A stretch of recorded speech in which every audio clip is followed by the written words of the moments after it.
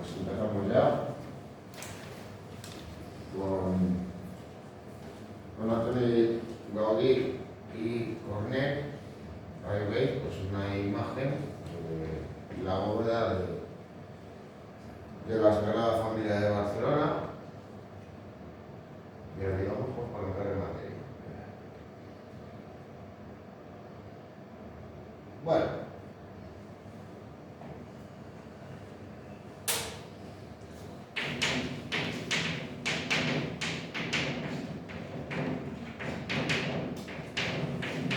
Antoni Gaudí y Cornet nació en 1852 en la localidad tarraconense de Reus.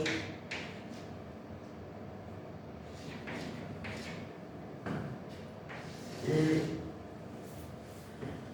formaba parte de la pequeña burguesía local. Su familia descendía de inmigrantes franceses y su padre tenía un taller de calderería que le tenía que tener una posición económica relativamente buena, lo que explica que el joven Gaudí pudiera cursar estudios universitarios en Barcelona. Como bien ha dicho el vídeo, digamos que Gaudí no sobresale como un alumno sobresaliente, pero eso no quiere decir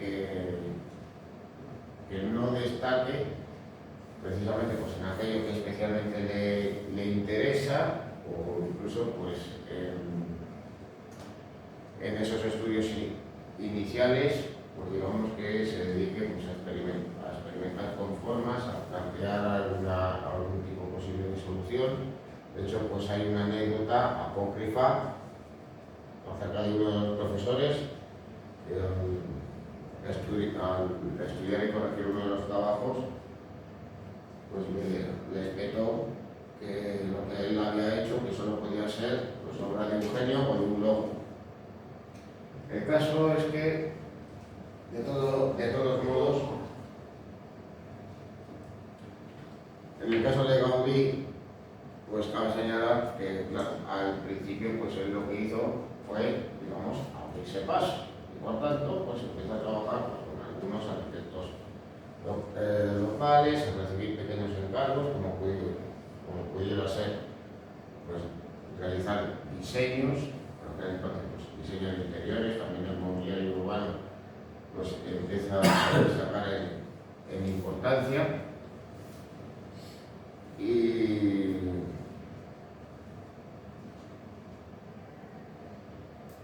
eso, digamos, que le permite también, digamos, tejer contactos y darse a conocer. No obstante, pues hay que señalar que en su juventud, pues hay, digamos, dos hechos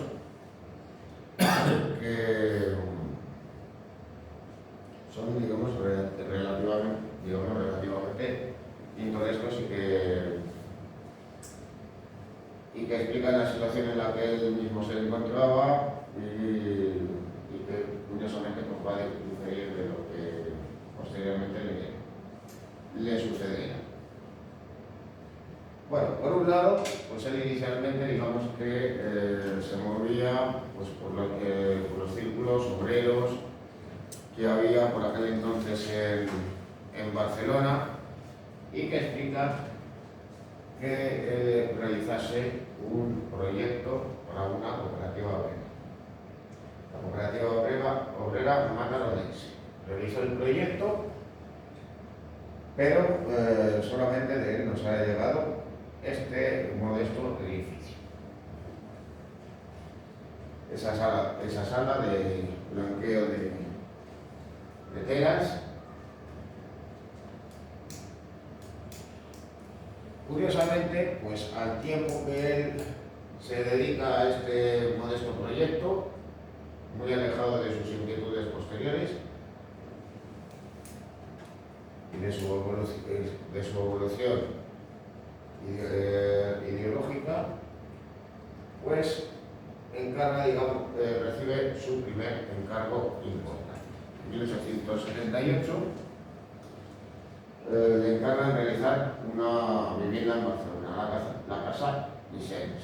De todos modos, aún así, hasta 10 años después no se concluyó la vivienda. No empezaría las obras hasta mucho más tarde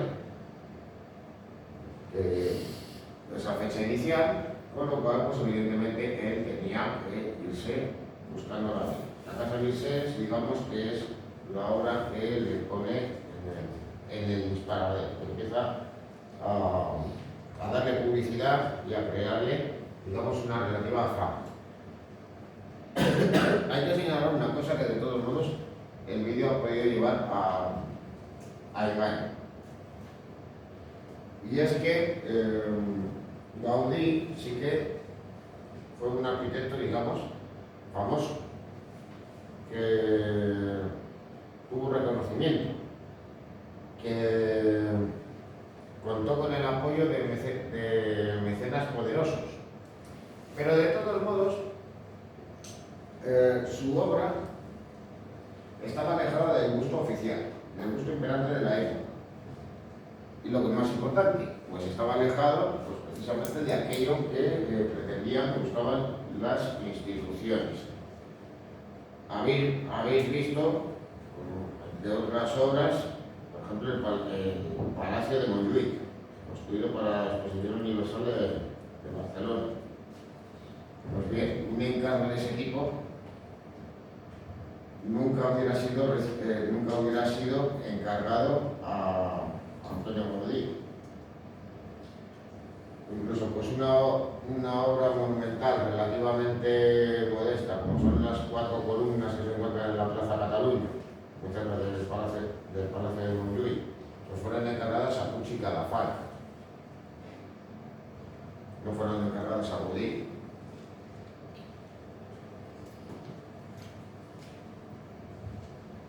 Bueno, de todos modos, si hubo algo que explica precisamente que Gaudí pudiera desarrollar su obra pasando por unas etapas iniciales y luego finalmente alcanzando la plenitud, es sobre todo porque contó con el apoyo de un importantísimo mecenas,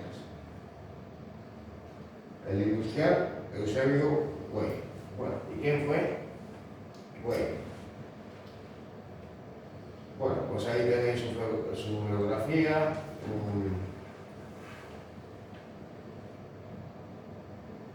un enlace a la Wikipedia, y ahí le veis pues una fotografía de la época de 1910, donde él aparece junto al propio Gaudí, allá por 1910, en la llamada Colonia Fuerte.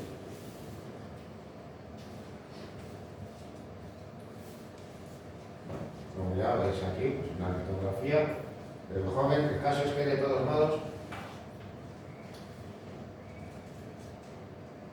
Güell era algo mayor que Gaudí, pues conoció pues, en la década de 1880 la obra del arquitecto, encontró, digamos, nexos en común y se inició, por tanto, una estrecha colaboración entre ambos.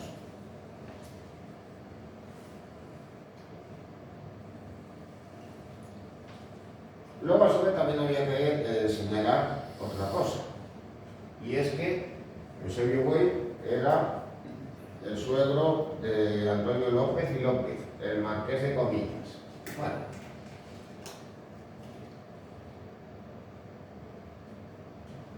naturalmente el marqués de Comillas no le va a encargar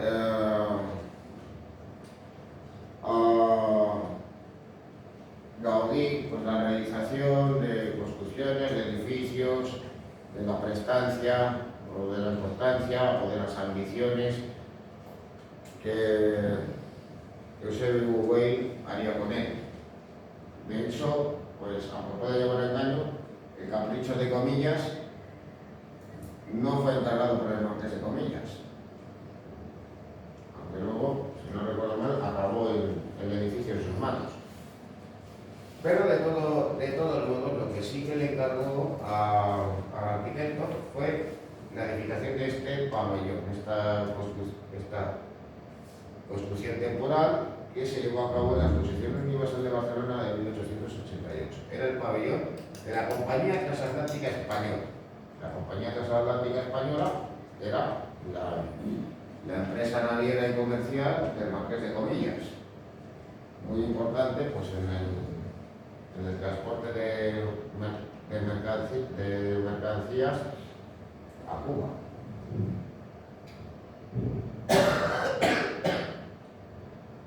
Luego, claro, esta posición, digamos que es la que explica también otro hecho, y es que la fama que va alcanzando y el apoyo de estos mecenas hace que Gaudí pueda trabajar fuera de Cataluña, que más allá de Barcelona su nombre sea conocido y por tanto pueda trabajar en Astorga, construyendo la sede arzobispal, y también en León, en la Casa de Botines. Aunque de todos modos la construcción de ambos edificios pues, le creó, desde luego, que más de un quebradero de cabeza.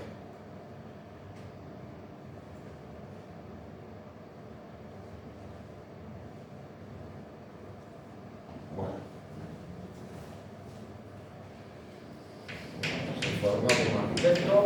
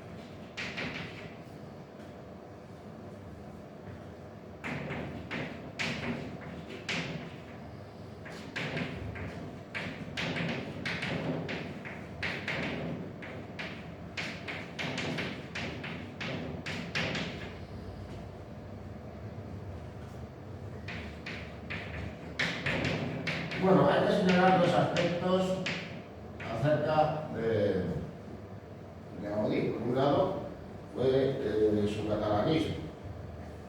Esto, de todos modos, también guarda relación con el ambiente cultural de la época.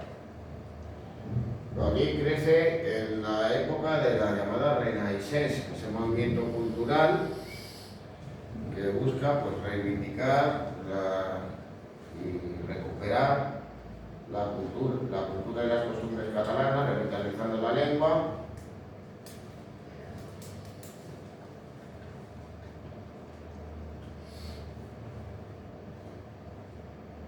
Y donde digamos que también eso tiene un reflejo en el estudio de la historia y del arte en Cataluña. Digamos que hay una reivindicación de las muestras artísticas del pasado y en buena medida pues, identificando pues, los estilos medievales y más concretamente el gótico como una suerte de estilo nacional catalán.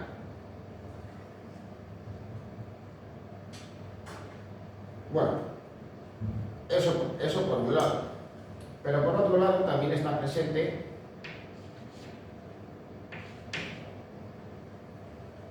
su religiosidad.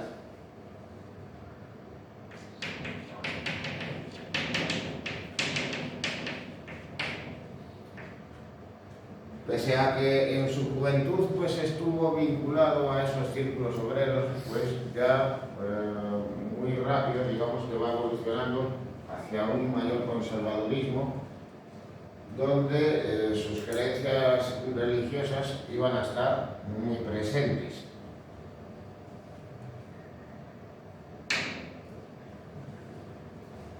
De hecho, pues la Sagrada Familia, digamos que no solo es la obra maestra de Gaudí, su obra más conocida, es también la obra que explica la evolución personal y profesional del arquitecto y que viene, digamos, a explicar por qué desempeñó su profesión de una manera, digamos, tan singular en los últimos años.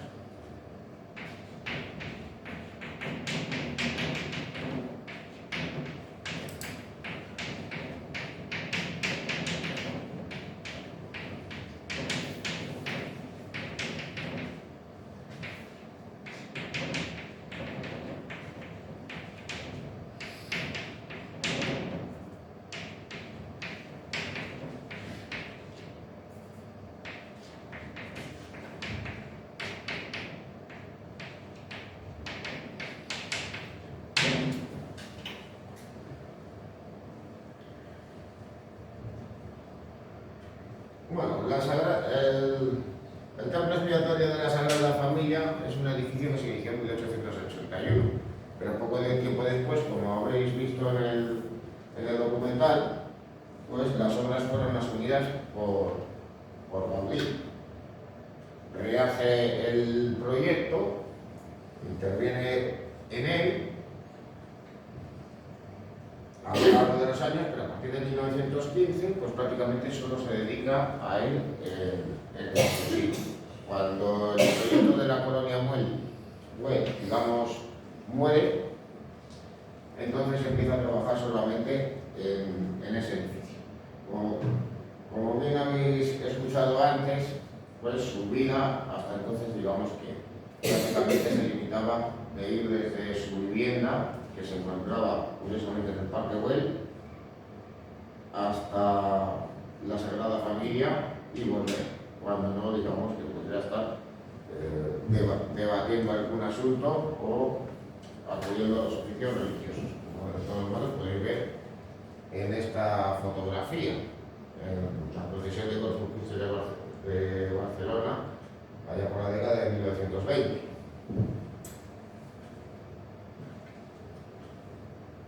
Bueno, en uno de esos tránsitos por la calle, pues fatalmente Gaudí fue atropellado por un tranvía y falleció. Quién sabe si es inmerso en sus pensamientos, ideando pues algún tipo de solución, algún tipo de problema que se estuviera planteando él mismo en la construcción de la Sagrada Familia. Obra que dejó inconclusa, algo que de todos modos él pensaba y presuponía por aquel entonces.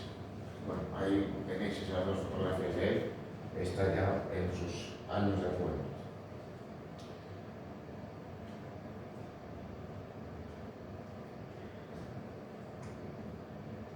Bueno, luego de todos modos, claro, os había mencionado el caso de Eusebio Güell, pero de todos modos, pues otro personaje que tuvo una relación muy estrecha con Gaudí, que explica, digamos, esa religiosidad tan profunda y esa vinculación a los círculos cristianos de la Cataluña de la época, fue el obispo de Vic, Josep Torres Vallès. Bueno, desde luego que la cabeza de ese obispado, digamos, relativamente pequeño y modesto, pues no podía ser un gran mecenas que le permitiera, digamos, a Gaudí desarrollar su obra. Pero de todos modos entramos en una relación muy estrecha,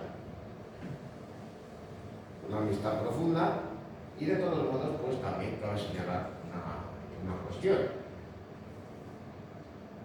Gaudí diseñó unas farolas para la plaza del mercado de dicha localidad y nosotros podemos imaginar la amistad entre ambos pues permite, digamos, que dichos diseños se llevarán a cabo y se emplazarán en la plaza de la localidad.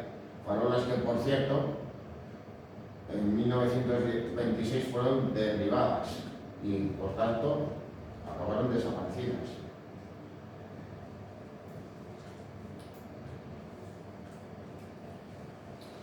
Influencias recibidas.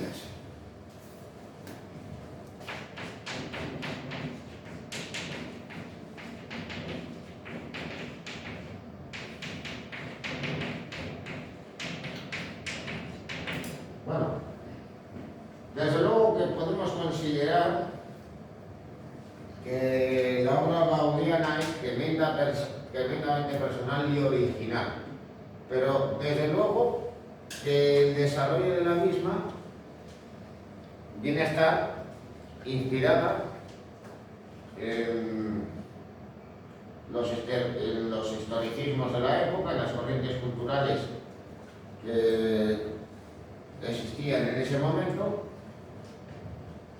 pero también los intereses propios que él tenía. Bueno,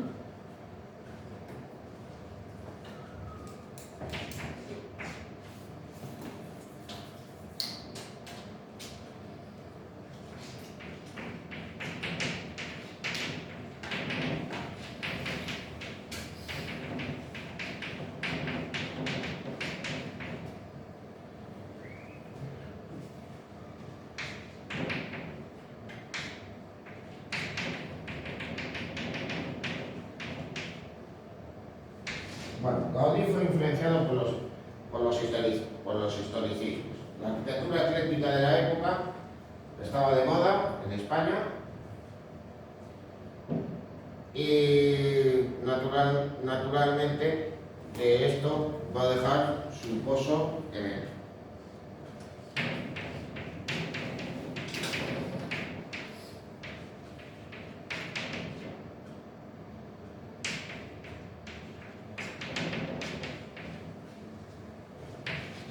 Por un lado, el estilo neoislámico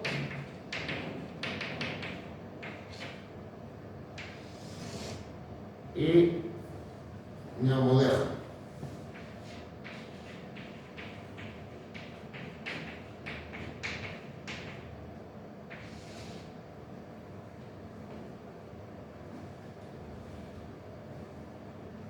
A Gaudí le interesa especialmente estos estilos, lo cual es visible sobre todo en sus primeras obras. Hemos visto edificios de Puchica de Alfaro, donde digamos él reinterpreta de manera libre los estilos medievales, el arte románico, el arte gótico, incluso también el arte hispano-musulmán, interesándose por los efectos de policromía y el decorativismo en sus construcciones, tanto en el interior como en el exterior. ¿Qué pasa con Gaudí? Bueno, pues también, digamos, le interesa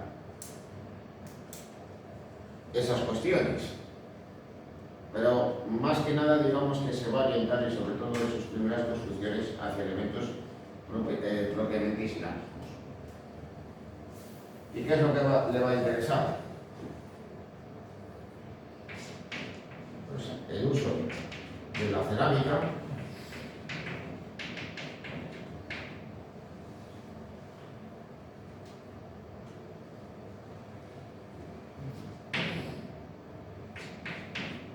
el gusto por la policromía en las construcciones.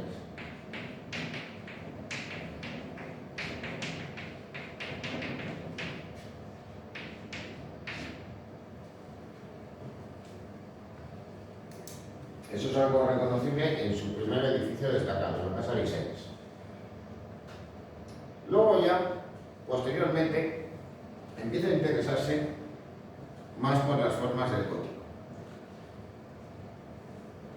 No se obsesiona tanto por el hecho de que los edificios tengan que tener un exterior de muchos colores,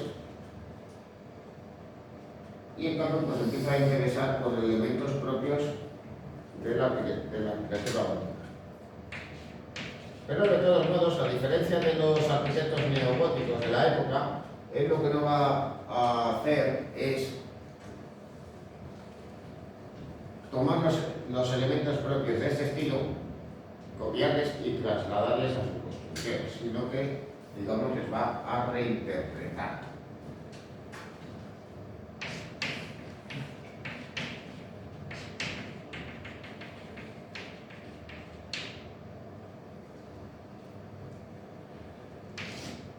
Va a utilizar torreones, va a utilizar tejados muy agudos, como los tejados de pizarra. Si ya hemos visto en construcciones propias del modernismo catalán cómo se llegan a utilizar tejados muy agudos cuando no hay necesidad de ellos, cubiertas cónicas, pues esos modelos también, digamos, van a aspirar a Gaudí. Tomando del neogótico,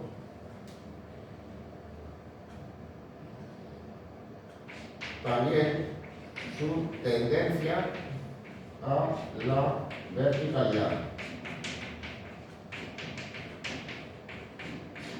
Claro, luego otras formas como las de los arcos apuntados, las bordas de crucería, o elementos ornamentales, como pudieran ser los gabletes o las almenas, digamos que van a ser asumidas por Gaudí, pero digamos van a sufrir un proceso de transformación e incluso de abstracción. Bueno, para que os hagáis una idea, pues Gaudí durante un tiempo trabajó en Palma, en la restauración de la catedral, y entre otras cosas, pues él realizó un diseño para la capilla de la Dignidad.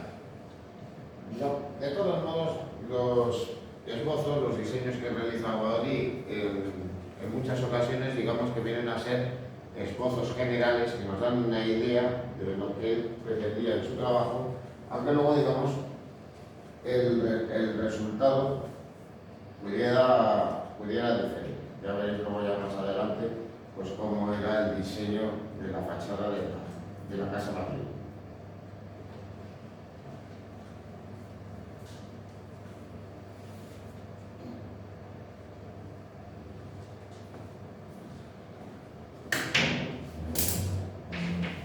Bueno, si a Gaudí hubiera que ponerle un calificativo que le relacionara con un movimiento artístico, pues sin lugar a duda que recibiría el calificativo de modernista.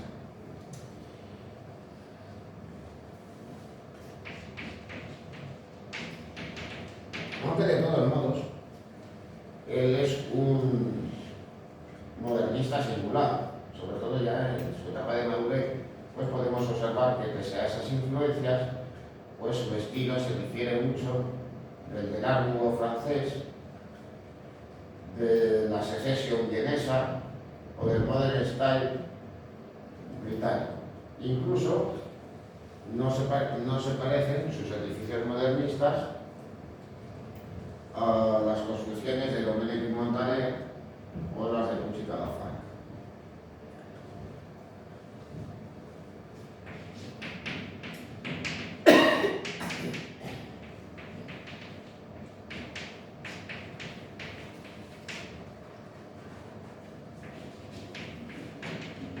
Bueno, ¿y qué toma del modernismo Antonio Gaudí? Pues en primer lugar,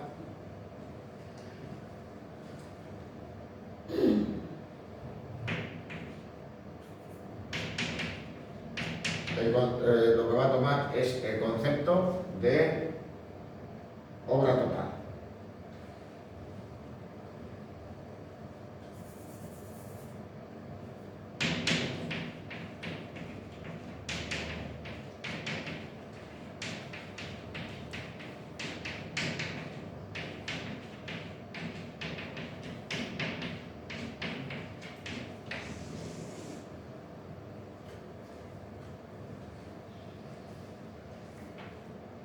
Bueno, por un lado Gaudí, como si fuera una suerte de director de orquesta o el maestro de obras de una catedral o de un monasterio medieval, pues trabajó con otros arquitectos, con escultores, con artesanos, realizando el diseño íntegro del edificio, tanto el exterior como el interior. Y luego, por otro lado, también él se interesa por el diseño de interiores. Como ya veremos, pues veremos ejemplos que incluyen también el diseño de muebles.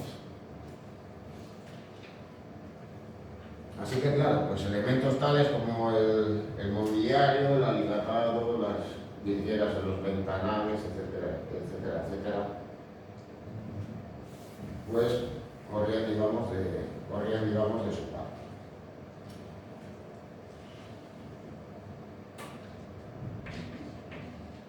Luego también, ¿en qué influye el modernismo en Gaudí? Pues el gusto por la ornamentación,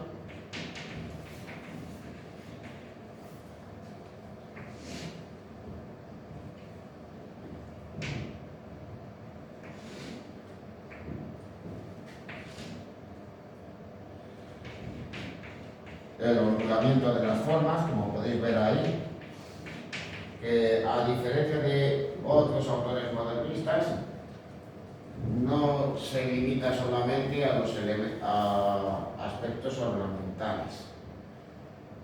Las cubiertas, los calzados, las blancas, pues van a ser curvados, van a ondularse.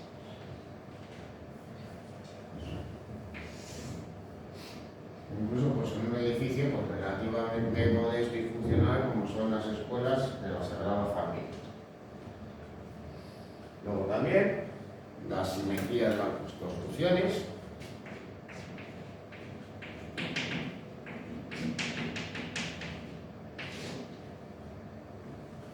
y el interés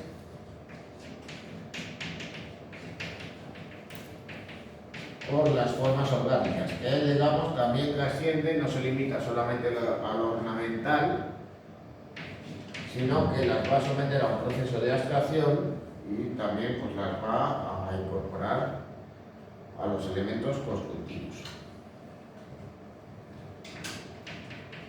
Podemos pensar, pues, por ejemplo, en los remates de las torres.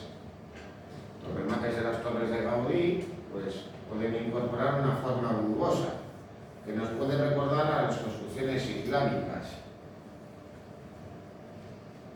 pero también nos puede hacer pensar en la naturaleza, un bulbo que está a punto de florecer, como si la torre, digamos, fuera un gigantesco tallo.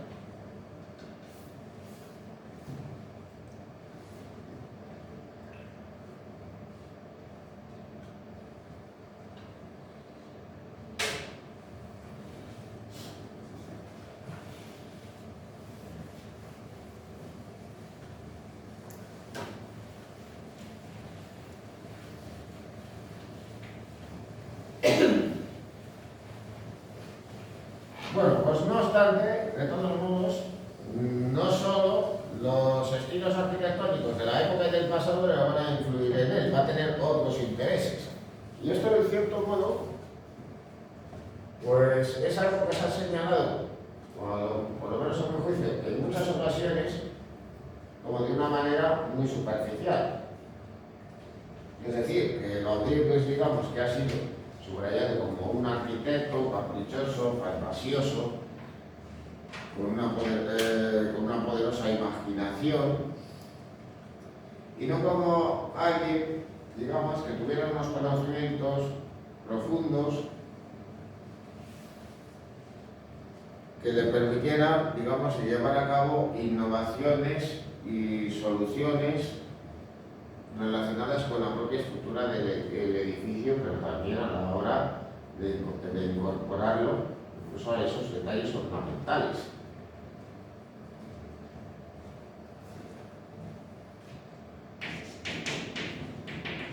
Así que al mismo tiempo también se inspira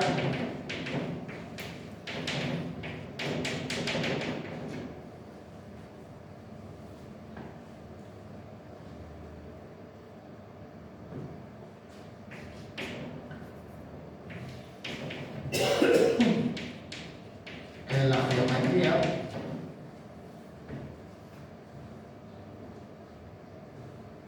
porque sobre todo se va a explicar en modelos geométricos,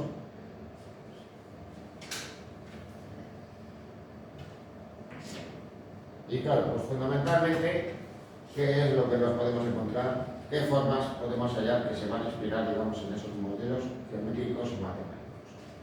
Bueno, pues lo más reconocible, las líneas helicoidales.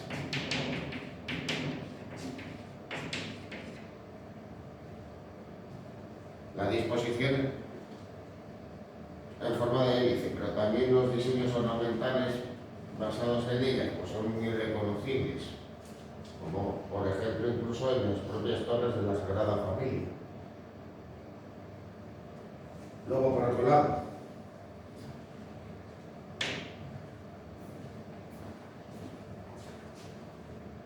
las formas hiperboloides.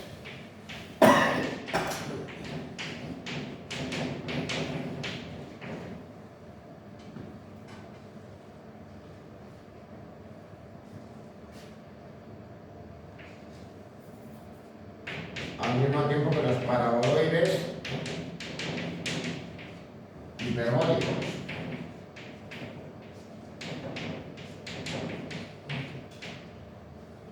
Lo cual le permitía diseñar cubiertas. Aquí tenéis, digamos, el desarrollo de los mismos en una representación isométrica.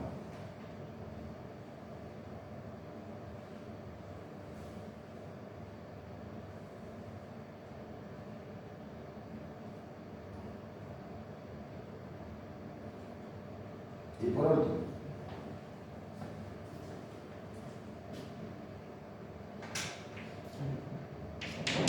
las líneas catenarias. Un elemento muy reconocible en sus arquitecturas. Digamos que él se cuestiona la cosa, y es por qué hay que realizar un arco apuntado. Si se puede utilizar perfectamente un arco parabólico en el que se ha recurrido a las líneas catenarias. Luego ya veremos cómo trabaja, digamos, en ese sentido. Cuando pensáis en la catenaria ya sé lo que estáis pensando, los cables eléctricos de los trenes. Pero bueno, de todos modos, ¿una catenaria qué es? Pues también los cables que sostienen los tableros de los puentes colgantes. Y claro, pues el enfoque matemático que tiene es este, que seguro lo entendéis de sobra, ¿no?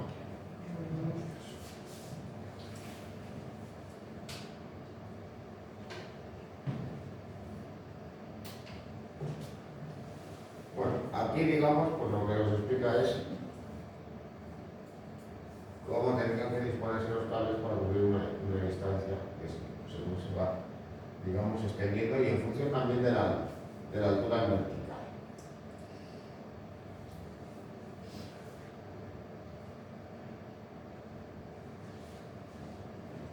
Pero claro, Gaudí se lo va a plantear, digamos, de una manera inversa. Las catenarias se utilizan en los puentes para sostener un tablero en horizontal. Gaudí lo va a invertir para levantar arcos y para crear cubiertas.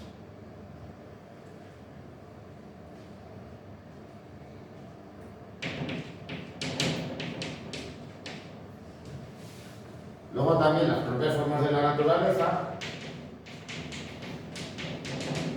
le van a inspirar. Va a ser también, digamos, a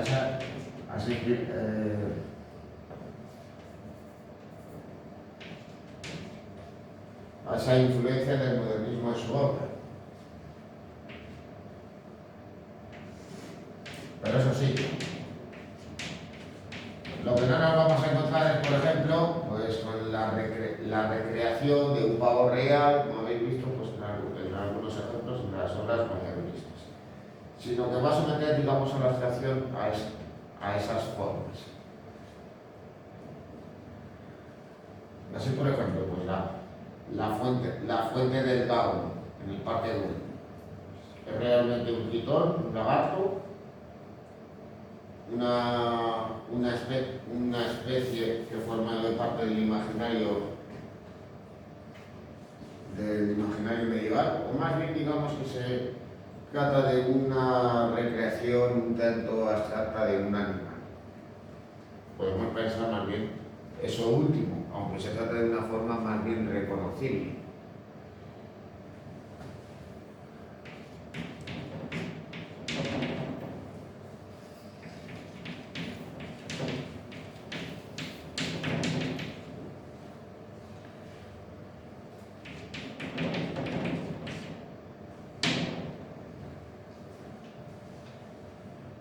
Y luego ya para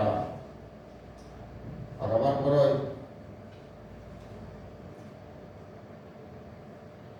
pues hay que señalar también dos cosas.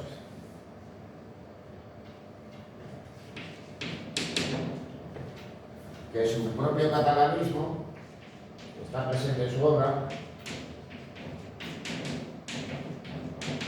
En este caso, pues veis una referencia más que evidente, la representación de la señora en esa fuente del Parque Güell, con una cabeza que digamos que podría simbolizar la de la cabeza del dragón vinculando los brazos a Jorge, a San Jorge.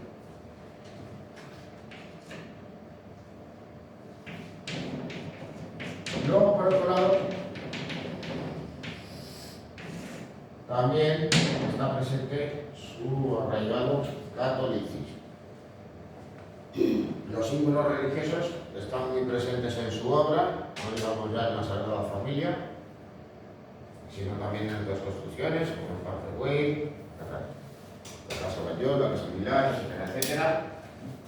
Y de hecho, pues, en la Plaza del Mercado de Vic, en esas farolas que él diseña, y que en cierto modo pues, nos puede recordar al diseño que posteriormente realizaría para la Catedral de Palma, pues están decoradas con cruces. Un elemento típico de la decoración de los edificios gaudianos es la llamada cruz gaudiana, una cruz de 4 brazos. ¿Por qué la diseña así? Bueno, por una cuestión también práctica. Porque así, desde cualquier punto de vista, se pueden ver al menos 2 brazos de la cruz. Bueno, y con esto pues concluimos por hoy.